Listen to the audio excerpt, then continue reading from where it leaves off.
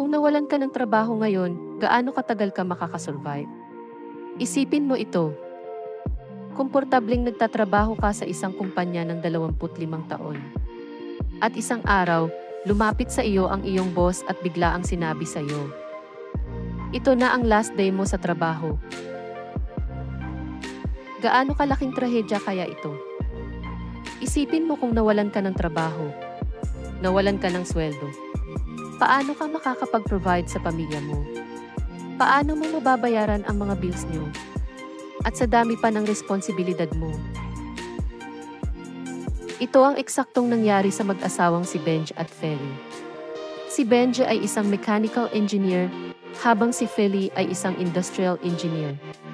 Pareho silang nagtrabaho sa semiconductor industry na mahigit 25 taon at may mataas na posisyon. Mula sa pagiging mga manager, supervisor at maging director level. Malaki ang kanilang kinita. Ngunit malaki rin ang kanilang ginastos.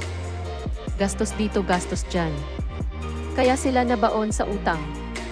Hulaan mo kung magkano.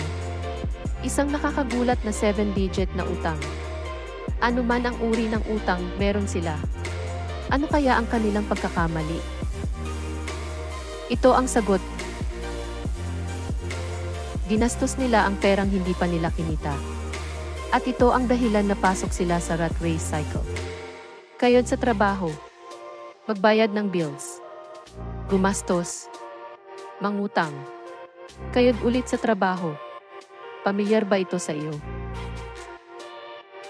May paraan para mabago ang buhay mo. Umalis ka na sa rat race. Paano? Simple lang. Tumulong ka sa iba na maging financially educated at maging financial broker ka. Contact us.